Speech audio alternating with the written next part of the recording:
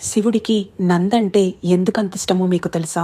పార్వతీదేవి కూడా ఇదే సందేహం వచ్చి ఒకరోజు శివుణ్ణిలా ప్రశ్నిస్తుంది. స్వామి, నంది కేవలం వాహనమే కదా, అతన్నెందుకు అంతగా గౌరవిస్తారు అని. అప్పుడు శివుడు చిరునవ్వుతో, దేవి, ఒకరోజు రాక్షసులు దేవతలు నా దగ్గరకొచ్చారు. అందరూ తమ తమ కోరికలు నాతో చెప్పుకున్నారు.